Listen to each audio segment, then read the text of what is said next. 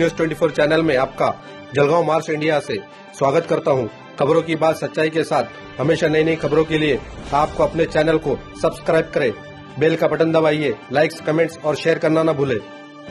Corona की महामारी में संसर्ग से बचने के लिए घर में रहे, सेफ रहे, बहुत जरूरी काम होने पर घर से बाहर निकले। देश की 10 बड़ी अहम खबरों पर एक नजर।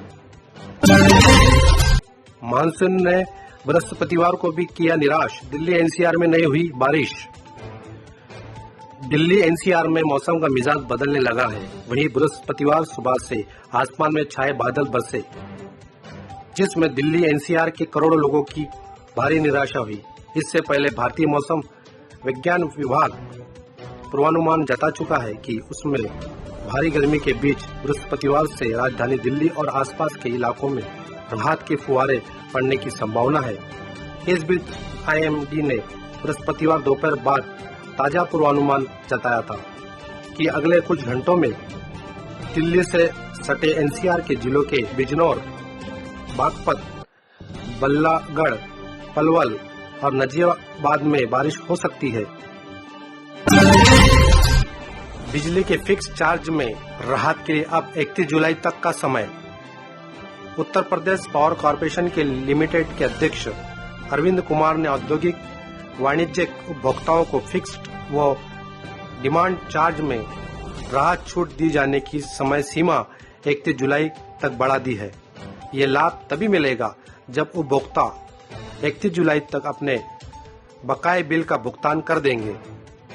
राशि लेने के लिए 30 जून तक बकाये बिल की अदायगी करना अनिवार्य किया गया था। इस तिथि तक बिल जमा करने के बाद करीब 4 लाख औद्योगिक वाणिज्यिक उपभोक्ताओं ने इस योजना का लाभ लिया, जिसके तहत कॉर्पोरेशन ने 158.44 करोड़ रुपए की छूट दी जा चुकी है। केंद्र सरकार की इकाइयों द्वारा दिए गए छूट का लाभ दिया जा रहा है। केंद्र सरकार द्वारा अपनी पारेषण उत्पादन इकाइयों द्वारा लॉकडाउन की अवधि में यूपीसीएल के देयकों में आंशिक छूट दी गई थी, जिसके बाद मुख्यमंत्री योगी आदित्यनाथ ने इस छूट को उद्योगों तथा व्यापारियों के फिक्स डिमांड चार्ज में राहत के रूप में हस्तांतरित करने का फैसला लिया है। हरेला 2020 उत्तराखंड में आज रोपे जाएंगे 10 लाख पौधे। मुख्यमंत्री त्रिवेंद्र सिंह रावत ने पौधा रोपण कर शुरू किया अभियान। हरियाली के पर्व हरेला के मौके पर मुख्यमंत्री देवेंद्र सिंह रावत ने आज पौधरोपण कर अभियान की शुरुआत की। राज्यपाल बेबी रानी मौर्य ने राजभवन और मुख्यमंत्री त्रिवेंद्र सिंह रावत ने अपने आवास से हरेला अभियान की शुरुआत की। पहले मुख्यमंत्री ने अपने सरकारी आवास पर पौधा लगाया, इसके बाद नाला पानी क्षेत्र में पौधरोपण किया गया। मुख्यमंत्री त्रिवेंद्र सिंह रावत ने प्रदेशवासियों से आह्वान किया है कि वे आज हरेला पर्व से जुड़े और एक पौधा अवश्य लगाएं। उन्होंने हरेला पर्व के महत्व और उससे जुड़ने की अपील भी की है। एक वीडियो संदेश में साझा किया। ये वीडियो सोशल मीडिया पर जारी हुआ है। इस संदेश में उन्होंने कहा कि हरेला परंपरागत पर्व है। ये हमारे संस्कार, परंपरा और पर्यावरण के प्रति हमारे दायित्व को दर्शाता है। यूपी यूनिवर्सिटी कॉलेज एग्जाम 2020 छात्र इस आधार पर होंगे पास और फेल, अंक भी बढ़ा सकेंगे। ऐसे छात्र जो प्रोन्नत किए जाने का आधार बनने वाले अंकों से संतुष्ट नहीं होंगे, वे 2021 में दोबारा परीक्षा दे सकेंगे। वे सभी या किसी विषय की परीक्षा में शामिल होकर अंकों में सुधार का मौका हासिल कर सकेंगे। उत्तर प्रदेश में विश्वविद्यालयों एवं महाविद्यालयों में की परीक्षा के लिए योगी सरकार ने गाइडलाइन जारी कर दी है। Deputy CM doctor Dinesh Sharma ने बताया कि यूजीसी की गाइडलाइन के अनुरूप राज्य विश्वविद्यालय की परीक्षाओं को लेकर निर्देश जारी किए गए हैं। ऐसे छात्र जो कि लॉकडाउन से पहले संबंधित विश्वविद्यालय द्वारा कराई गई परीक्षा के प्रश्न पत्रों के मूल्यांकन के आधार पर अपनी कक्षा के हर विषय में अलग अलग उत्तीर्ण है या उनका बैक पेपर आया है, उन्हें प्रोन्नत कर दिया जाएगा। लेकिन ऐसे छात्र जो पूर्व में कराई गई इस परीक्षा के अपूर्ण परिणाम के आधार पर संबंधित विश्वविद्यालय के नियमानुसार बैंक पेपर के लिए भी आई नहीं है, उन्हें वर्ष 2020 की परीक्षा में फेल किया घोषित जाएगा। छात्रा को जबरन हिजाब पहनने की धमकी, एएमयू ने बिठाई जांच। अलीगढ़ मुस्लिम विश्वविद्यालय में हिंदू छात्रा को जबरन हिजाब बनाने की धमकी देने वाले छात्रा के खिलाफ जांच बैठा दी गई है। ये जांच विश्वविद्यालय की ओर से बिठाई गई है। इसमें प्रॉक्टर टीम की 3 महिला सदस्यों को शामिल किया गया है। बता दें कि विश्वविद्यालय की इंजीनियरिंग की छात्रा को सोशल मीडिया पर प्रतिक्रिया देने के बाद कुछ छात्रा ने छात्रा को जबरन पीतल का हिजाब पहनाने व जान से मारने की धमकी दी थी। मामले में राज्य महिला आयोग की टीम ने भी एसएसपी को पत्र लिखकर शिकायत की है। सिविल लाइन थाना क्षेत्र में आईटी एक्ट के तहत आरोपियों के खिलाफ मुकदमा 2 दिन पहले ही दर्ज कर दिया गया है। मामला बढ़ता देख अब विश्वविद्यालय प्रशासन की भी नींद टूटी है। विश्वविद्यालय की ओर से मामले में टीम गठित कर जांच शुरू कर दी गई है।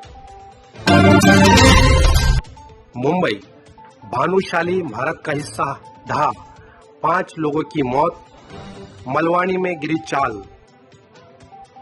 मुंबई में भारी बारिश के बीच बृहस्पतिवार को 2 अलग अलग स्थानों पर इमारत गिरने की घटना में कम से कम 5 लोगों की मौत हो गई, जबकि कई अन्य घायल हो गए हैं। अधिकारियों ने बताया कि मुंबई के मलवानी उपनगर में एक चाल का कुछ हिस्सा गिरने की घटना में 2 लोगों की मौत हो गई। दूसरी ओर दक्षिण मुंबई के कोट इलाके में 5 मंजिला पुरानी इमारत के एक हिस्से के गिरने की घटना भी 3 लोगों की मौत हो गई। मुंबई में 3 दिन से लगातार जारी बारिश के दौरान बृहस्पतिवार शाम करीब 5 बजे दक्षिण मुंबई के फोर्ट में एक 5 मंजिला भानुशाली इमारत धराशायी हो गई। राहत व बचाव के दौरान अभी तक 23 लोगों को बचाया गया है, जिसमें से 4 गंभीर रूप से घायल हैं, वहीं 5 लोगों की मौत हो गई है। फंसे हुए लोगों के लिए देर रात तक तलाशी अभियान जारी है। इससे पहले पश्चिमी उपनगर के मलाड स्थित मलवानी इलाके में 3 मंजिला चाल ढाई गई थी। निजी स्कूलों को अब लिखित में देनी होगी फीस की पूरी जानकारी। प्रदेश के निजी स्कूलों को अब लिखित में फीस की पूरी जानकारी देनी होगी। मनमानी फीस वसूली की शिकायतें बढ़ने के बाद उच्च शिक्षा निदेशालय ने हर स्कूल के एक परफॉर्म भरवाने का फैसला किया है। उच्च शिक्षा निदेशक डॉक्टर अमरजीत कुमार शर्मा ने निरीक्षण निदेशालय के उप निदेशक को जांच का जिम्मा सौंपा है। वीरवार को जारी आदेशों में कहा गया कि अब हर निजी स्कूल से लिखित विद्यार्थियों से ली जा रही फीस की डिटेल ली जाएगी। कितने बच्चे स्कूल में कक्षावार पढ़ रहे हैं, इसकी जानकारी भी देनी होगी। सरकार के सख्त आदेशों के बावजूद निजी स्कूलों की मनमानी जारी है। मंत्रिमंडल ने बीते साल तय हुई ट्यूशन फीस की ही कोरोना संकट के बीच में लेने के आदेश दिए हैं। बावजूद इसके कई निजी स्कूलों ने ट्यूशन फीस में अन्य तरह के फंड शामिल कर दिए हैं।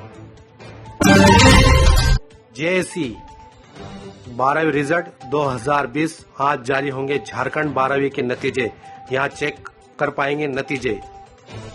झारखंड के एकेडमिक काउंसिल इंटर के तीनों सरकारियों इंटर साइंस, कॉमर्स और आर्ट्स का रिजल्ट आज घोषित किया जाएगा। नतीजों की घोषणा दोपहर 1 बजे की जाएगी। शिक्षा मंत्री जगन्नाथ महतो ने दिन के 1 बजे रिजल्ट जारी करेंगे। जिन स्टूडेंट ने परीक्षा दी थी वो रिजल्ट जारी होने पर इसे जैक की वेबसाइट से देखें। इससे पहले झारखंड 10वीं के नतीजे पहले ही जारी हो चुके हैं। जैक 12वीं के नतीजे और जैक झारखंड गवर्नमेंट इनके साथ लाइव हिंदुस्तान पर भी देखे जा सकेंगे। अगर आप चाहते हैं कि आपको रिजल्ट जारी होते ही मोबाइल पर अलर्ट भी आए तो इसके लिए आप नीचे दिए लिंक पर क्लिक करके रजिस्ट्रेशन करवा सकते हैं। बड़ा कीर्तिमान रचने के राह पर इंडियन रेलवे 3.5 साल में पूरा करेंगे ये लक्ष्य। कोरोना काल में नई नई उपलब्धियों हासिल कर रही है रेलवे के बीते दिनों बैटरी से पटरी पर ट्रेन दौड़ाने का एक्सपेरिमेंट करने के बाद इस कड़ी में एक और कामयाबी जुड़ने जा रही है। रेल मंत्री पीयूष गोयल ने बताया कि अगले 3.5 सालों में इंडियन रेलवे का पूरी तरह से विद्युतीकरण हो गए जाएगा, यानी आने वाले सालों में रेलवे पूरी तरह से बिजली से चलने वाला रेल नेटवर्क बन जाएंगी।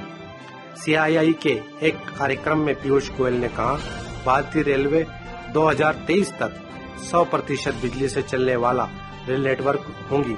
इसके अलावा जल्द ही हम भारतीय रेल के दुनिया के पहले स्वच्छ रेलवे होने पर भी गर्व महसूस करेंगे।